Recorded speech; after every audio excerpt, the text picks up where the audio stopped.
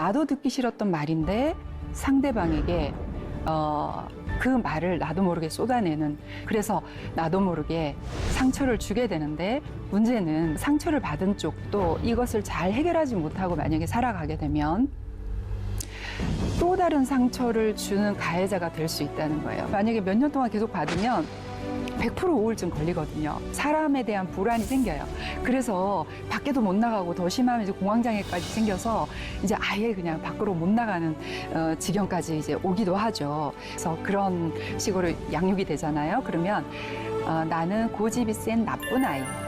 그러니까 나의 신념을 가져서는 안 되고 그냥 엄마가 하라는 대로 해야 되는 그런 꼭두가시가 돼야 돼라는 생각을 하게 될 수도 있죠.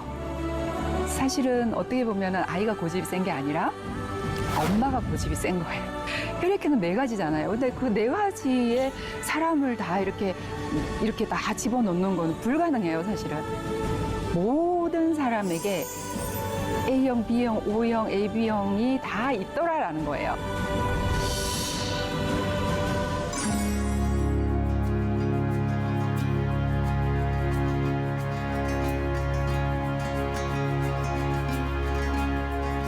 안녕하세요. 한국상담심리치료센터 대표 심리상담학 박사 강지윤입니다.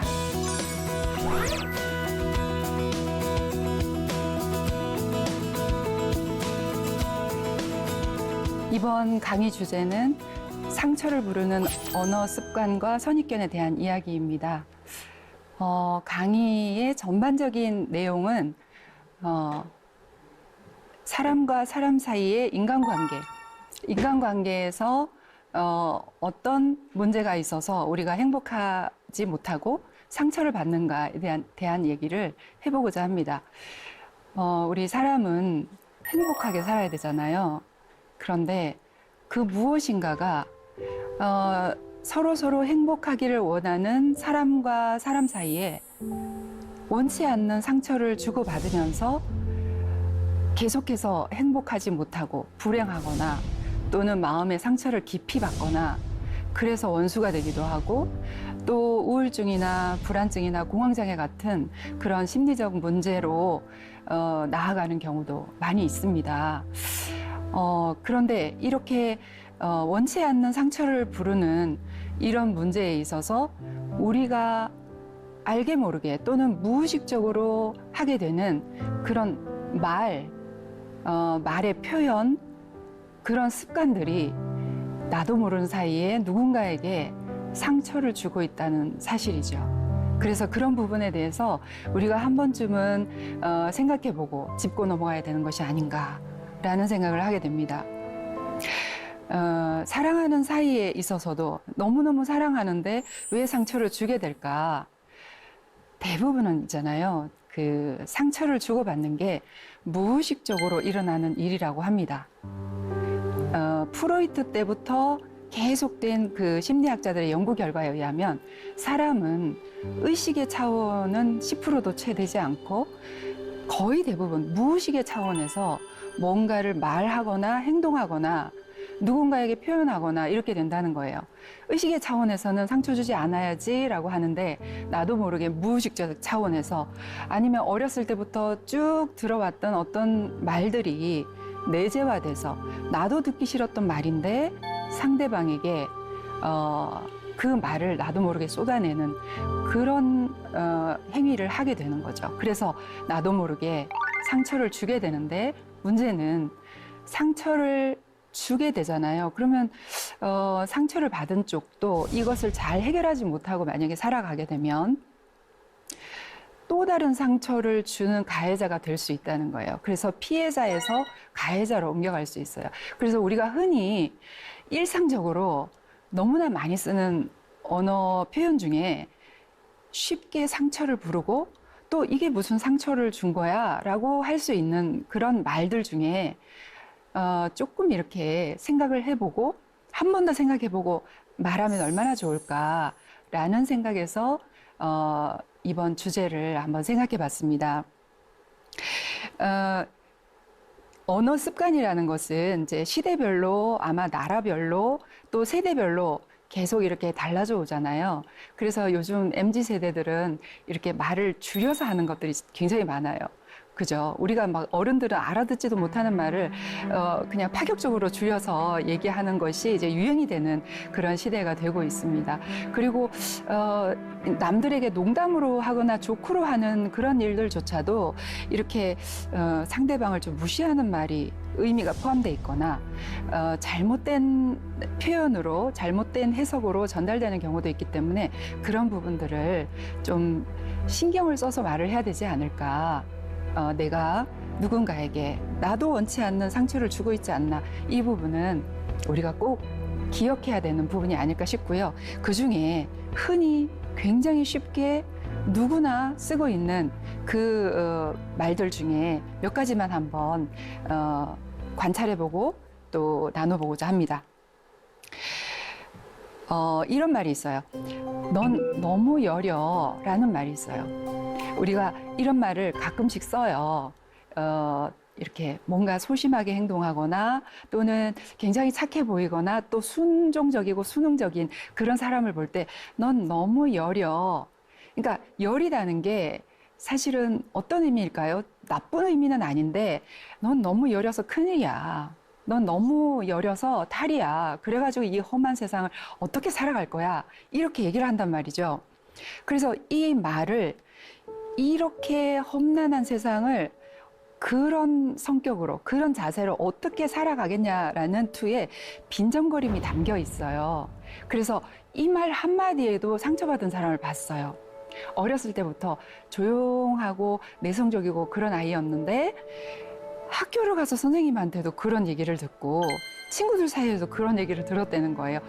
엄마 아빠는 말할 것도 없고요. 너는 그렇게 여려서 어디다 써? 그래가지고 어떻게 이 험한 세상을 살아나갈래? 이런 얘기를 계속 들었다는 거예요. 근데 여리다라는, 마음이 여리다라는 말을 잘 풀어서 해석해 보면 어떤 뜻이냐 하면요. 마음이 착하고 성품이 따뜻하고 눈물이 많고 착하다, 그런 의미가 포함되어 있는 거잖아요. 근데 이런 사람이 상처를 쉽게 받기도 하죠. 열이기 때문에. 근데 열이라는 것이 나쁜 건가요? 그런 게 아니잖아요. 그죠? 그래서 이 말이 부정적이고 비난투로 쓰이게 되면 그러면 그 사람은 상처를 지속적으로 받게 되는 거죠. 그리고 점점 더 소심해지고 뭔가 자기 자신에 대해서 자신감이 없어지고 자존감도 하락하게 되겠죠. 자, 여리다의 반대말은 뭘까요? 세다. 그죠? 세다. 저 사람은 굉장히 강성이야. 세. 뭔가 이렇게 기가 세 보여. 이런 말이잖아요. 근데 세다라는 말도 사실은 크게 좋은 말은 아닌데, 그러면 세다라는 것이 나쁜 걸까요? 여리다라는 것이 나쁜 걸까요? 그렇지 않은 거죠. 나쁜 것은 아니고, 또 이제 강하고 센 어떤 기질이 타인을 해치는 말을 할 때 그것은 나쁜 거죠. 근데 그 사람이 말도 당당하게 하고 어떤 사람에게나 불편함 없이 다가가서 조리 있게 잘 말하고 자기의 의견을 잘 피력하고 이런 부분이라면 그 세다라는 이미지가 정말 좋은 거잖아요. 저도 이렇게 어렸을 때부터 좀 이렇게 기가 좀 죽어 있고 기가 약하고 좀 소심하고 그랬었어요. 그래서 그런 사람을 볼 때 굉장히 부러웠어요. 막 어떤 상황에서든지 간에 그 막 싸우고 감정적으로 막 격동이 일어나는 그런 상황에서도 그 사람들은 조리 있게 막 탁탁탁탁 말을 잘하고 이성적으로 논리적으로 말을 너무나 잘하는 그런 사람들을 보게 됐을 때 굉장히 부러웠거든요. 근데 그게 장점이 될 수 있어요. 다만 기질이 센 사람이 좀 기질이 여린 사람에게 상처를 주기 쉽다는 거. 근데 어떤 분이 저에게 와서 이렇게 얘기하는 거예요. 저는 이런 성격인데 왜 사람들이 특히 이제 내 직원들, 부하 직원들이 왜 전부 다 상처를 받았다고 하는지 모르겠어요. 저는 상처 준다고 안 했는데 그 사람들은 막 상처받아서 막 그 몰래 화장실에 가서 울고 그랬다 그러더라고요. 그리고 이제 저 때문에 퇴사하는 사람도 있고, 아, 이거 어떻게 하면 좋을지 모르겠어, 이렇게 얘기하는 사람이 있었어요.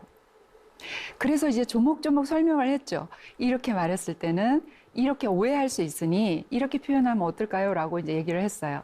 근데 그게 노력에 의해서 사실은 변화가 되더라고요. 그러니까 자신의 센 기질이 장점으로 부각할 수 있도록 오히려 그 여린 사람을 더 북돋아주고 또 힘을 낼 수 있도록 얘기를 해준다든가 격려를 해준다든가 이런 쪽으로 사용하면 얼마든지 좋다는 거죠. 그런데 여리다는 말이 자꾸만 이렇게 약한 사람을 빈정거리는 말로 쓰기 때문에 그 마음이 여리고 착하고 따뜻하고 부드럽고 눈물이 많고 그 사람이 계속해서 상처를 받아서 그냥 죽어버리는 거예요. 그 상처를 만약에 몇 년 동안 계속 받으면 100% 우울증 걸리거든요. 100% 불안증 걸려요. 사람에 대한 불안이 생겨요. 그래서 밖에도 못 나가고 더 심하면 이제 공황장애까지 생겨서 이제 아예 그냥 밖으로 못 나가는 지경까지 이제 오기도 하죠. 그래서 내가 자기 입장만 생각하지 말고 내가 이렇게 표현했을 때 상처를 안 받는 사람도 있지만 이렇게 말했을 때는 상처를 받는 사람도 있구나.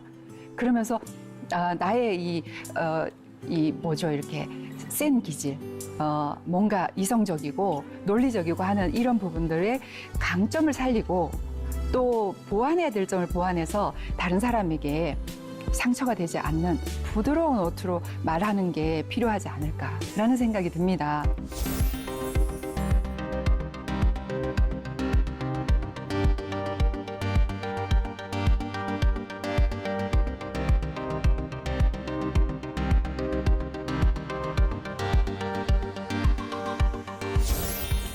그리고 우리가 또 흔히 많이 쓰는 것 중에 하나가 넌 고집이 세, 이런 말을 하잖아요. 자, 고집이 센 것과 소신 있는 행동은 보기에 따라서는 굉장히 비슷할 수 있어요. 그 고집이 세다는 거는 어떤 뜻일까요?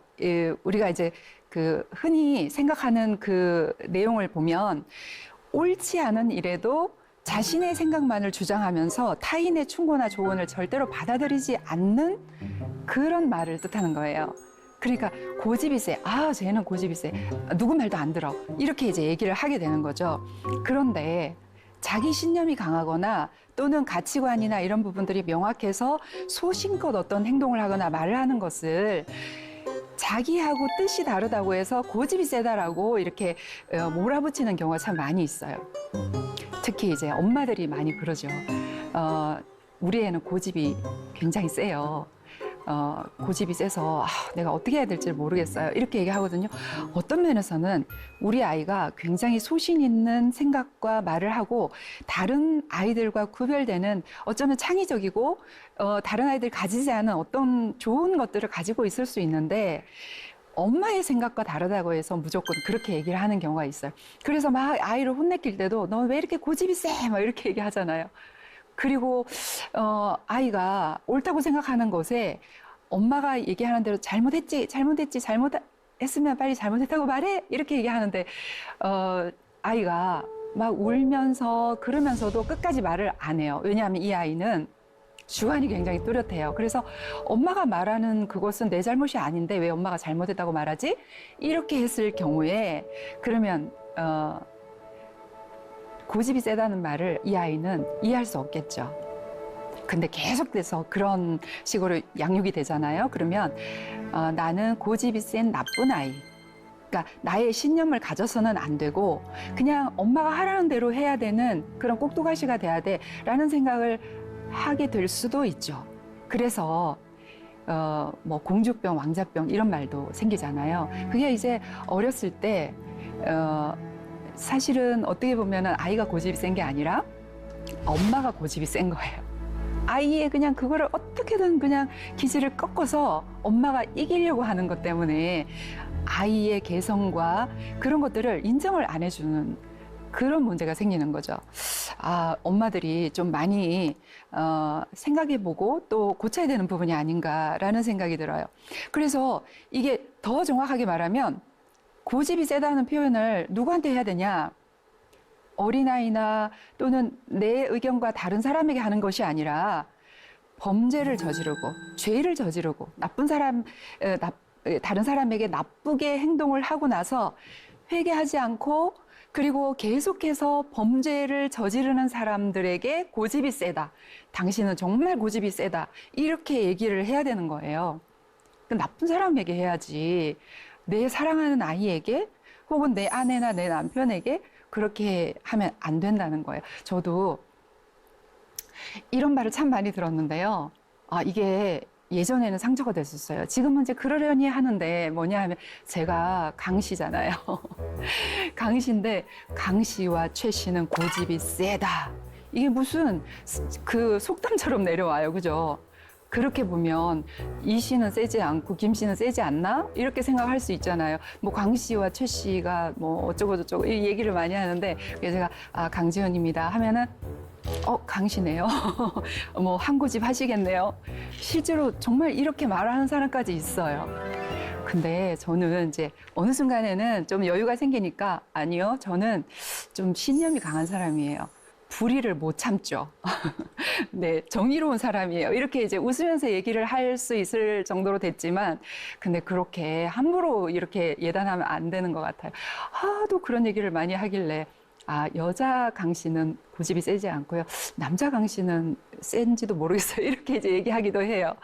네. 아마 이런 얘기를 들어보신 분이 많이 있을 거예요. 최 씨나 강 씨 중에 특히 뭐 어떨 때는 뭐 안 씨, 무슨 성 씨 이러면서 거기 그 사람하고 상종하지 말래. 뭐 이런 얘기도 서슴없이 하는데 그 말이 자기는 재밌자고 하는 얘기지만 그 얘기를 계속 듣게 되는 사람은 상처가 될 수 있어요. 그리고 그 사람의 자존감을 낮추는 그런 언행이 될 수 있다는 거예요. 그래서 그런 말들을 조심해야 된다. 또 한 가지 얘기하고 싶은 거는요. 나는 A형이라서 소심해. 너는 A형이지. A형이라서 소심하지. 이렇게 얘기를 한단 말이에요. 이건 너무 흔해서요. 아마 A형이신 분들은 많이 얘기를 했을 거예요. 그래서 요즘 요즘은 이제 MBTI로 많이 이렇게 얘기를 하죠. 예전은 이제 혈액형으로 많이 얘기를 했는데 혈액형은 4가지잖아요. 근데 그 4가지의 사람을 다 이렇게 다 집어넣는 거는 불가능해요, 사실은. 근데 예전에 이 혈액형 가지고 성격이 맞는지를 분석하는, 연구하는 그런 실험이 있었어요. 근데 실험 결과가 모든 사람에게 A형, B형, O형, AB형이 다 있더라라는 거예요. 그러니까 한 사람에게 그 4가지 유형이 말하는 우리가 선입견으로 가지고 있는 그 내용이 다 들어있더라는 거예요. 그러니 그거는 이제 그 과학적인 근거도 없고 그냥 우리 사람들이 그냥 오랫동안 그 머리에 박혀있던 선입견이 그냥 그렇게 풀어내는 것 뿐인데, 그래서 이제 요즘은 MBTI로 얘기를 또 하잖아요. MBTI가 막 MZ세대에서 유명하고, 지금 사실은 혈액형으로 얘기하는 것보다는 그래도 MBTI로 이제 회자되는 것이 좀 낫지 않을까라고 전 생각한 적이 있었어요. 적어도 MBTI는 16가지 유형으로 나누니까. 그러나 또 이것도 왜곡되게 이제 막 이 해석을 하기 시작하더라고요. 그래서 심지어는 회사에서 사람을 뽑을 때 무슨 유형은 피해라. 뭐 무슨 유형은 하여튼 우리 회사에 적합하지 않은 사람이다. 뭐 이런 것까지 이제 해서 아주 오히려 더 잘못 이렇게 사용하고 있는 걸 많이 보게 됩니다. 그래서 어떤 사람은 근데 지금도 아직도 혈액형을 이제 묻는 사람은 있어요. 그러면 사람들이 난 A형이라 그러면 분명히 소심하다고 하겠지? 라고 이제 얘기를 하니까 아예 저는 O형 같은 A형이에요. 이렇게 얘기를 하는 거예요. 저는 O형 같은 B형이에요. 뭐 이렇게 얘기를 하는 거예요. 우리 이제 선입견이 참 무섭죠, 그죠? 이 선입견이라는 게 사실은 오랜 시간 동안 우리의 무의식 속에 채워진 생각의 습관이에요. 생각의 습관. 이 선입견은요, 고치기가 정말 어려운데 이게 잘못됐구나라고 인지하고 받아들이는 것부터 시작할 수 있어요. 그래서 저는 있잖아요. 정말 그 상담 현장에서도 그렇고 많은 사람들 만나니까 정말 대담한 그런 A형도 많이 만나고요. 그리고 굉장히 소심한 O형도 만나요. 네, 굉장히 수줍음이 많고 이렇게 사람들에게 말 이렇게 하는 거 나서서 말하는 것도 굉장히 수줍어하고 이런 사람도 만나거든요. O형인데도 네, 그렇지 않다는 거예요. 모든 유형들이 다 조금씩 들어가 있고 MBTI도 마찬가지예요. 예를 들면 E와 I 그러면은 외향형과 내향형이잖아요. 여기만 보면 외향형은 늘 밖으로 막 싸돌아다니고 사람들에게 막 다가가서 막 얘기를 하고 막 액티브하게 할 것 같지만 사실은 그렇지 않아요. 그러니까 제 유형이 ENFJ인데 ENFJ 유형 그러면은 이제 어느 정도 나타나 있어요. 장점과 단점이. 그런데 막 이렇게 매번 이렇게 사람들하고 만나고 사람 좋아하죠. 그런데 어떤 모임은 가기가 싫고요. 혼자 있는 게 또 너무 좋을 때가 있고요. 말을 한마디도 안 할 때가 있고요. 그러니까 다 그런 게 아니라는 거죠. 그래서 외향형에도 내향형이 섞여 있고 그리고 또 이 8가지 지표가 다 어느 정도는 섞여 있어요. 단지 내가 선호하는 성향이 어느 쪽이 더 가깝다, 아니다 이런 부분에 차이가 있을 뿐이에요. 그래서 저는 혼자 있거나 그럴 때 보면 저는 내향형 I로 보여요. 네, INFJ인 것 같아요, 제가. 그런데 또 이제 사람이 많은 곳에 가거나 강의를 할 때나 이럴 때는 또 제가 외향형처럼 보이거든요, 제 자신이. 그렇지만 그걸 가지고 섣불리 예단하면 안 돼요. 그래서 어떤 기업체에서 우리 이 기업은 I형을 뽑지 않습니다. 실제로 그런 게 있어요. 와, 그러면 세상에 많은 I형들이 얼마나 상처를 받을까요?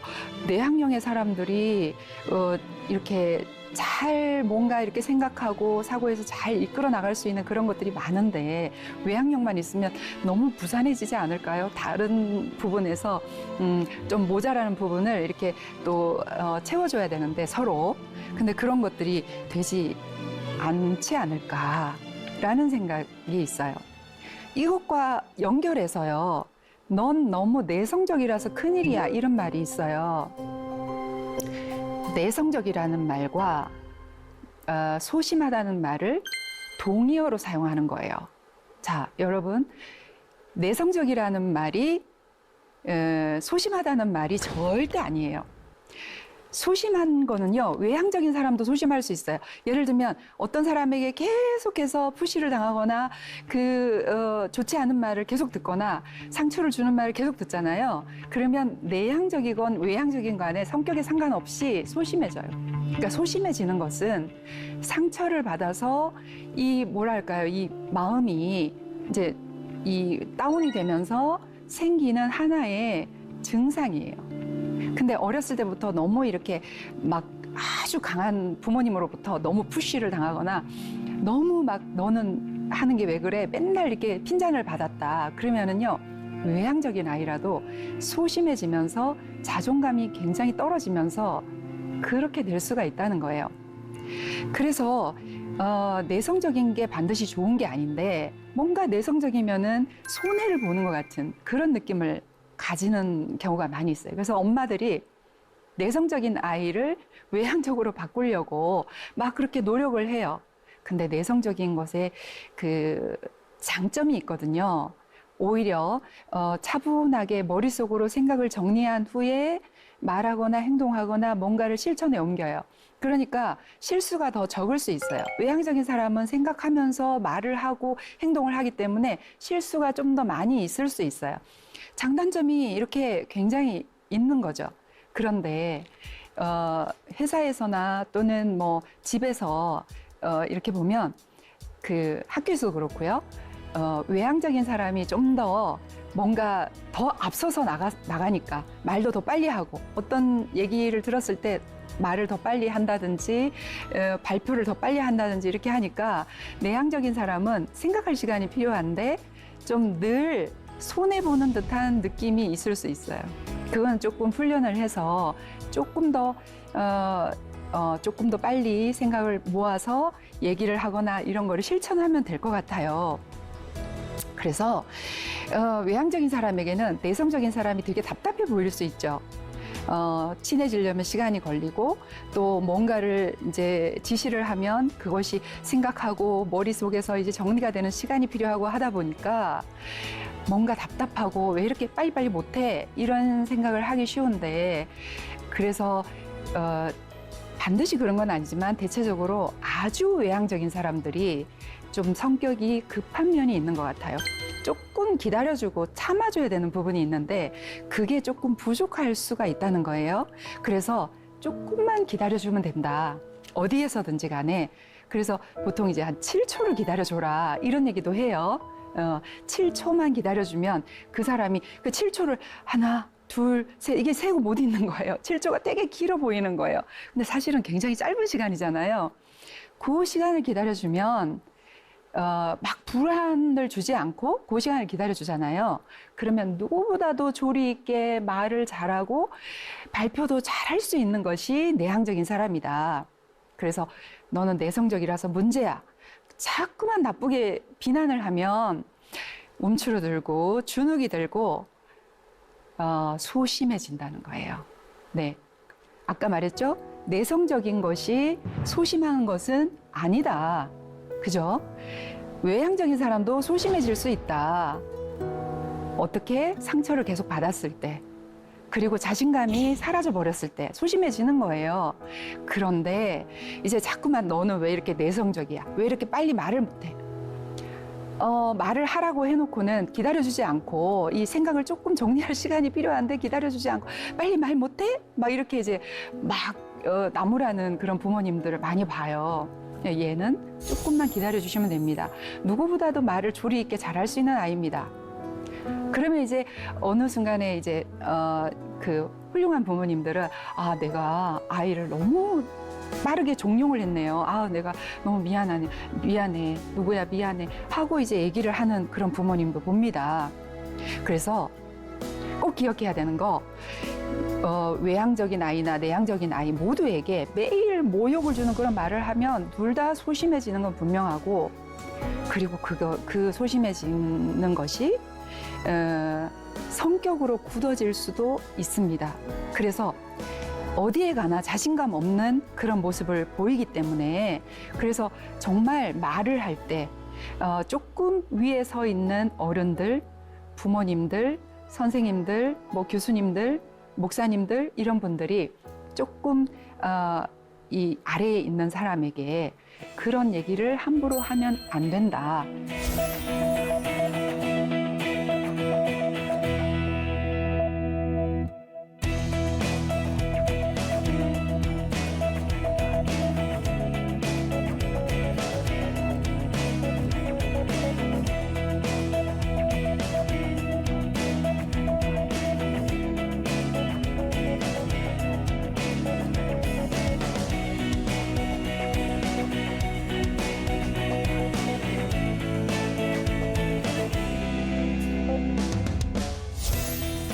사실은 그런 얘기를 하는 목적은 이 아이가 소심해지지 않고 또 이렇게 뭔가 활달하고 자기 할 일을 잘해내라는 그런 의미가 포함되어 있는 거잖아요. 그럼에도 불구하고 그 표현이 이제 문제가 되기 때문에 그런 표현을 다시 한번 다듬어서 아, 내가 그런 말을 하지 않나 한번 생각해보고 또 고쳐나가는 그런 우리 모두가 되었으면 좋겠습니다. 오늘 강의는 여기까지입니다.